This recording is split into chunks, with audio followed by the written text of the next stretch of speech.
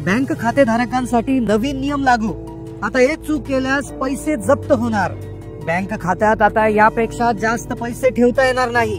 कोणत्याही बँकेत तसेच पोस्टात तुमचं खातं असेल तर सावधान, रिझर्व्ह बँक तसेच आयकर विभागाच्या नवे नियम आता लागू झालेत। मागील 8 वर्षाचे व्यवहार आता तपासले जात आहेत। आयकर विभाग तसेच रिझर्व्ह बँकेची नजर आपल्या बँक खात्यावर आहे। आता यापेक्षा जास्त रक्कम बँक खात्यामध्ये ठेवता येणार नाहीये। रिझर्व्ह बँक आता बँक खात्यातील पैसे जप्त करण्याची तयारी करत आहे। रिझर्व्ह बँकेने एका नोटीसने किंवा एका पत्रकानुसार ही माहिती दिलेली आहे। नियम 1 जानेवारी 2025 पासूनच लागू झालाय आणि ज्याची कारवाई आता सुरू झालेली आहे। आता कोणत्या बँक खात्यांवर कारवाई होणार, कोणत्या बँक खात्यातले पैसे जप्त होणार, त्याबरोबर नवा नियम काय सांगतोय, किती पैसे जास्तीत जास्त तुम्ही बँक खात्यात ठेवू शकता, किती पैसे तुम्ही बँक खात्यातून काढू शकता।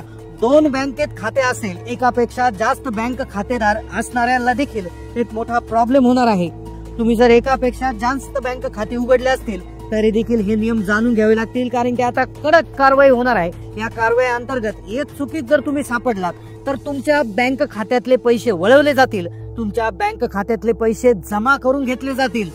आता आयकर विभाग मागील 8 वर्षाचे व्यवहार तुमच्या बँक खात्यावरले तपासले जात आहे। या माध्यमातून आता नोटिसा यायला सुरुवात झालेली आहे, कारवाईला सुरुवात झालेली आहे।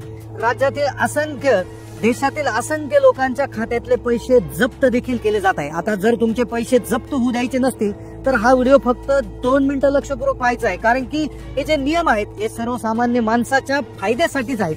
बँक व्यवहाराच्या संदर्भात 3 ते 4 नवे नियम आलेले आहेत, ज्यामध्ये एक नियम एकापेक्षा जास्त बँक खातेधारकांसाठी आहे। जर एकापेक्षा जास्त बँक खाते, 2 बँक खाते, 3 बँक खाते असतील तर तुमच्यासाठी धोक्याची घंटा आहे। जर तुम्ही एफडी केलेली असेल, मुदत ठेवलेली असेल, मग बँकेमध्ये किंवा पोस्टात पैसे ठेवलेले असेल तरी देखील तुमचं नुकसान होऊ शकतं। मग हाच व्हिडिओ तुमचं नुकसान टाळू शकतं, कारण की आता कोणत्या बँक खातेधारकांवर कारवाई होणार, कोणत्या बँक खात्याच्या पैसे डायरेक्ट जप्त केले जाणार हे आता तुम्हाला जाणून घ्यावं लागेल आणि त्यानुसार एक काम तुम्हाला अर्जंट करावं लागणार आहे। त्यामुळे लक्षपूर्वक हा व्हिडिओ फक्त 2 मिनिटं पाहायचा आहे। चला तर मग सुरुवात करूयात अतिशय महत्वाच्या नियमाला। आता पहा, आयकर विभाग तसेच रिझर्व्ह बँक ऑफ इंडिया यांनी बँकांच्या नियमांमध्ये भरपूर बदल केलाय। आता आपण सर्व नियम लक्षपूर्वक आता समजून घेणार आहोत। आता पहिला नियम आहे पहा की मर्यादा, पैशांची मर्यादा, एक नवीन लिमिट जारी केलं आहे। आता उदाहरणार्थ तुम्ही तुमच्या बँकेमध्ये पैसे ठेवता, पैसे काढता, पैसे बऱ्याच वेळा वापरता, ऑनलाईन ट्रान्झॅक्शन करता, कॅश मध्ये ट्रान्झॅक्शन करतात।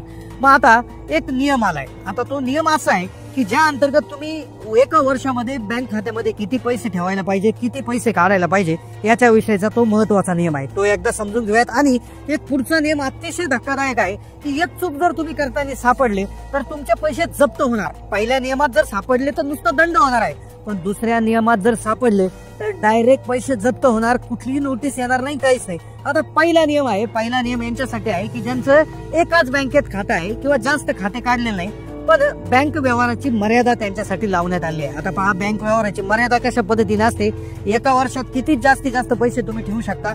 आता पहा काय आहे तो नियम। आता पहा, बँक व्यवहारांसाठी एक मर्यादा निश्चित करण्यात आली आहे। आयकर विभागाची माहिती पुस्तिका आहे, त्यामध्ये स्पष्ट लिहिलेलं आहे बघा। आता एका वर्षात किती पैसे ठेवता येणार, तर तुम्ही आर्थिक वर्षामध्ये 1 एप्रिल ते 31 मार्च, आता 1 एप्रिल इतका सुरू झालाय, पुढच्या 31 मार्च या काळापर्यंत तुम्ही बँक खात्यात 10 लाख रुपयापेक्षा जास्त रोख रक्कम जमा करू शकत नाही।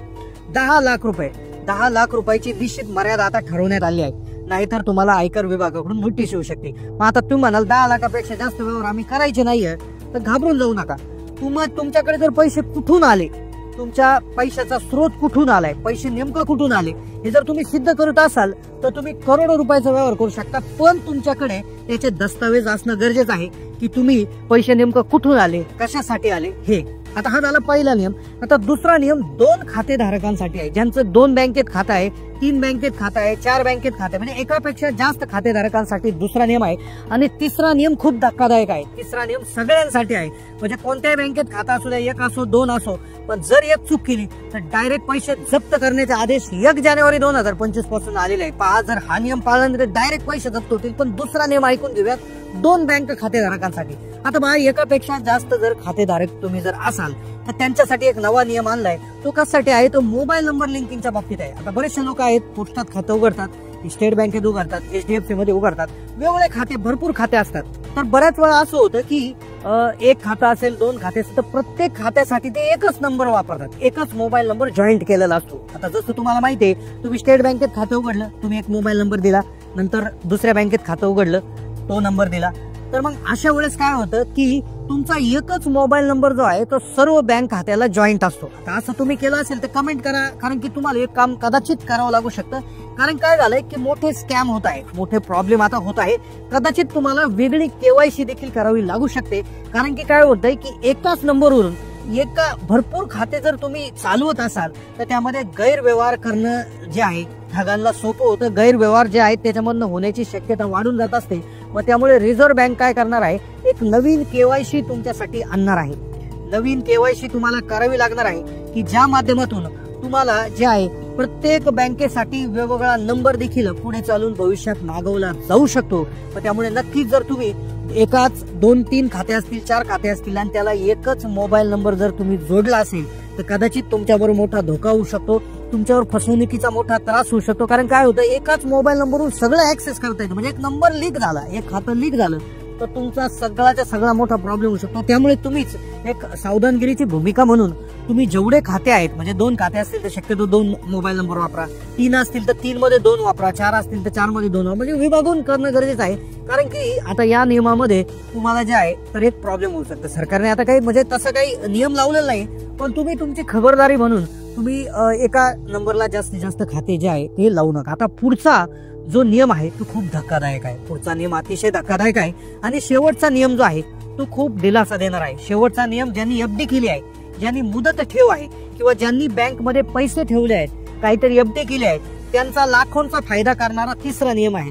तर तिसरा नियम ऐकल्याशिवाय जो आहे, शेवटचा नियम ऐकल्याशिवाय व्हिडिओ बंद करू नका, कारण की तो तुमचे पैसे वाचवणार आहे. आता पहा, धक्कादायक तिसरा नियम आधी ऐकून घेऊयात की पहा, आता काही लोकांचे पैसे जप्त करण्याचे आदेश सरकारने दिले आहेत, रिझर्व्ह बँकेने दिलेले. आता पहा, कोणाचे पैसे कोणाच्या खात्यावर कारवाई होणार, तर पहा निष्क्रिय खाते आहेत, इनॅक्टिव्ह खाते. म्हणजे काय होतं की जर तुमचं खातं आहे 1 वर्षापेक्षा जास्त काळ आणि त्याचा कुठलाच व्यवहार झाला नाही, पैसे आले नाही गेले नाही, भले का मग तुम्ही ते स्कॉलरशिपसाठी उघडलेलं असो किंवा शाळेसाठी कॉलेजसाठी उघडलेलं असू द्या, पण त्याच्यावर व्यवहारच होत नाही, ते खातं पूर्णपणे शांत म्हणजे निष्क्रिय पडून आहे, तर अशा खात्यांवर RBIची नजर आहे. त्यानंतर दुसऱ्या प्रकारचं खातं आहे, ओळखपत्रामध्ये त्रुटी आहे, जे आहे म्हणजे आधार कार्डवर वेगळं नाव आहे, त्याचबरोबर तुमच्या बँक खात्यावर वेगळं नाव आहे, तर अशा वेळेस ओळख जुळत नाही, ओळखीमध्ये गोंधळ आहे, तर अशा प्रकारची जरी चूक आढळली तरी ती खाती जप्त केली जाऊ शकतात. पुढचं म्हणजे संशयास्पद व्यवहार. आता काही खाते अशी आहेत की जे नुसते पैसे येत आहेत, पण पैसे कुणी काढत नाहीत, कुणी FD करत नाहीत. तर अशा प्रकारच्या खात्यांमध्ये एक फसवणूक करणारा किंवा गैरकायदेशीर पैसा असू शकतो, असं सरकारचं मत त्यामध्ये तयार होऊ शकतं.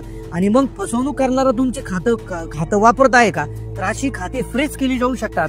तर अशी कारवाई करण्याचे आदेश 1 जानेवारी 2025 पासूनच करण्यात आले आहे. त्यानंतर आता अशा एक 4थं प्रकारचं खातं आहे की जे खाते फ्रीज केले आहे, म्हणजे मिनिमम बॅलन्समुळे किंवा इतर कायदेशीर कारवाईमुळे किंवा इतर कुठल्याही कायदेशीर याच्यामुळे जर खाते जर फ्रीज केले असतील फ्रॉडमुळे, तर ती खाती जर तुम्ही चालू करायला गेलेच नाही किंवा ती खाती जर तुम्ही चालू करायला गेलीच नाही, तर अर्थात त्या खात्यामध्ये गडबड आहे, तर असा त्यामध्ये संशय येऊन या खात्यामधली रक्कम देखील जप्त केली जाऊ शकते. आता मग कोणत्या खात्यांसाठी नियम आहे, तर सगळ्या खात्यांसाठी, कुठल्याही असू द्या, बँकेचा असू द्या, पोस्टाचा असू द्या, कुठल्याही असू द्या. आता शेवटचा नियम जो आहे तो खूप आनंददायी नियम आहे. तो नियम असा आहे की जो तुमचे लाखो रुपये वाचू शकतो, तुमचा लाखोंचा फायदा करू शकतो. आता पहा, ज्यांनी FD केलेलं आहे, मग पुस्तकात करू द्या, बँकांमध्ये करू द्या, आता त्याच्यामधून TDS कट होतो. आता TDS कसा कट होतो की जर माणसाचं वय 60 वर्षाच्या आत आहे, तर एका वर्षात 40,000च्या वर जर तुमचं व्याज जमा होत असेल तर तुमचा 10% TDS त्याच्यामधनं कट होत असतो. आणि जर माणसांचं वय जर 60 वर्षाच्या वरती आहे, तर त्यांचा 50,000च्या वरती जर व्याजाची रक्कम गेली तर त्यांचा TDS 10% कट होत असतो. तुम्ही एक अर्ज भरून द्यायचा. जर 60च्या खाली वय असेल तर 15G नावाचा एक फॉर्म आहे, तर तो फॉर्म भरून दिला की तुमचा TDS कट होणार नाही. आणि 60 वर्षाचे वय असेल तर तुम्ही 15H नावाचा फॉर्म भरून द्यायचा, जेणेकरून तुमचा कुठलाही TDS कट होणार नाही. तर हे फॉर्म जर तुम्ही भरून दिले तर तुमच्या ज्या FD आहेत किंवा तुमच्या ज्या साधारणपणे बँकेमध्ये असणाऱ्या गुंतवणूक आहेत तर त्याला कुठलाही धक्का पोहोचणार नाही आणि नक्कीच तुमचा फायदा त्यामध्ये होणार आहे. तर नक्कीच तुम्ही माहिती कशी वाटली कमेंट करा, जास्तीत जास्त लोकांना हा व्हिडिओ शेअर करायला विसरू नका. चॅनलला नवीन असाल तर सबस्क्राईब करा. धन्यवाद.